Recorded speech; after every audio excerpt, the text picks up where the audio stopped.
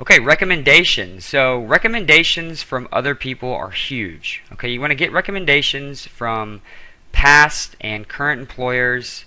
You want to get recommendations from past and current co-workers, anybody you've worked with, you can connect to on LinkedIn, anybody that's you've worked for. If you've got business partners that you've done projects on, you've done projects with, and you've done projects in the past, get recommendations from those people. What's the best way to do that?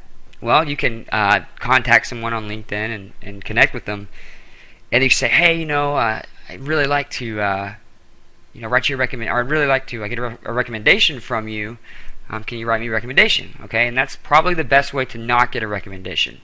Okay, people are busy, so one thing I like to do is I like to contact. I just did this with a past business partner.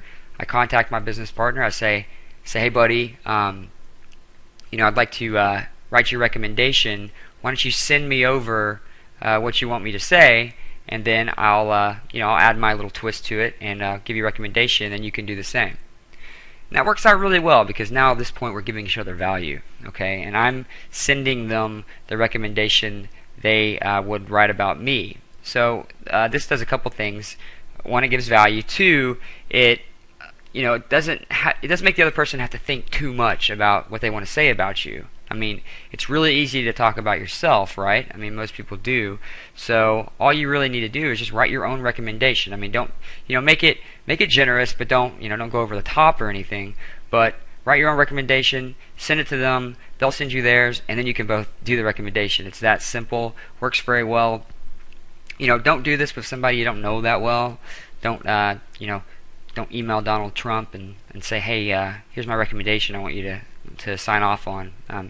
If you don't know Donald Trump, then that probably won't go very well.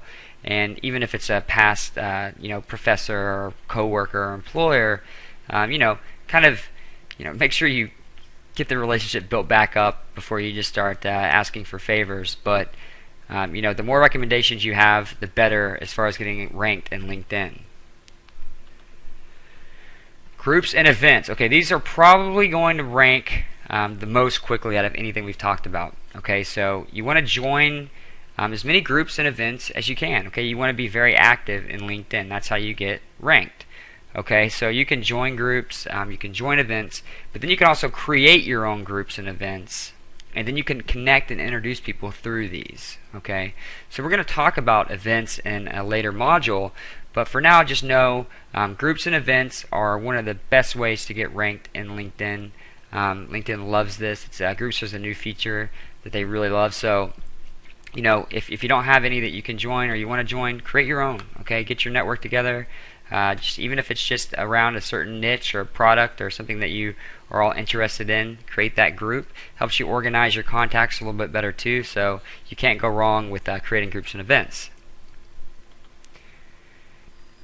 And we got multiple work experiences. Okay, so for ranking purposes, you want to make sure you show all your projects. Okay, this isn't to toot your own horn. This isn't to talk about and boast about what you've accomplished, but having multiple work experiences will help you rank in LinkedIn. So show all your projects, show all the projects that you've worked on, show all the projects that you've completed. Even your previous jobs can go here with your recommendations from previous employers and coworkers. Now, earlier I said jobs don't necessarily need to go on your business profile, but when it comes to ranking in LinkedIn, certainly the more the merrier as far as that goes. So get your jobs on there. Anything you've done in the past, you don't have to say, I was a, if you just now started your own business and you've always worked jobs before, you can dress it up and make it sound however you want. Okay, we're not trying to get hired here, and if you are, then there's best practices for that. You can certainly research that on Google, best ways to get hired. But for these purposes, you can say whatever you want. I mean, I can't believe how many times I've met somebody and I've asked them what they do, which I really don't like that question, but I do it anyway sometimes. I ask somebody what they do, and they just give me this mundane, kind of boring answer. I'm a this or I'm that, and it's just like I'm surprised people don't take the time to actually think about what they do and speak about the value that they provide versus the actual technical thing they do. In business, or in sales, there's a saying: you want to sell the benefits, not the features. Okay, so you want to sell If you're selling a car, for example, you want to sell the feeling the person's going to get on a hot day driving down the road with the air, blasting on them and the music up, versus this car has a great air conditioning. Okay, and it's the same way with your projects. Okay, if you worked a job, every job, no matter how boring or uninteresting you think it might have been, you can make it sound pretty cool. You just got to do a little thinking, a little brainstorming, and always talk about the skills that you learned at the job. Talk about the values. If you worked for a company where you really connected with the values and really resonated with that, then you can talk about those in your previous positions as well. Sky's the limit, okay? And then the final thing we want to talk about is keywords on your profile. Okay, so LinkedIn has a ranking system similar to Google. They've got their own algorithms and all this. It's not, obviously there's not as many people searching on LinkedIn on a daily basis as there is on Google.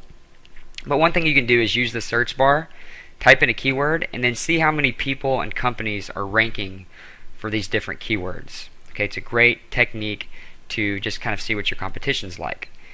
And then, like Google, longer tail keywords are easier to rank for within LinkedIn's network. Okay, so longer tail just means more words. Okay, so instead of putting internet or internet marketing, you could put internet marketing ebook creator, or whatever, and you're going to be able to rank for stuff like that a lot easier than these shorter keywords. Now keep in mind, like I said, Google and LinkedIn are two separate entities, and it's going to be easier to rank for words in LinkedIn than it is in Google. So give it a shot. Put the keywords in your profile, put it in your description of what you do, put it in your work experience. Just put the keywords in as many places as you can. Don't keyword stuff. Don't do any of that. Don't make it to where nothing really makes sense because it's just a bunch of keywords jumbled together. This is only one aspect of the many we've talked about in this ranking factors section. So all these together are really going to be what helps you connect, okay, and what helps you rank. So make sure you're getting the connections. Make sure you've got the multiple work experiences. You're putting the right keywords in. Try to attain expert status in your niche. Keep your account active. Things like that. Join groups and events. Create groups and events, and you're going to be ranking in LinkedIn in no time. So in the next video, in the next few videos, I'm going to show you how to actually go into your profile and find certain tools and kind of go over some of the stuff we've talked about here, and then some additional things to help you rank your personal profile in LinkedIn and start showing up in people's search results, start becoming the authority. So thanks for watching this video. We'll see you in the next video.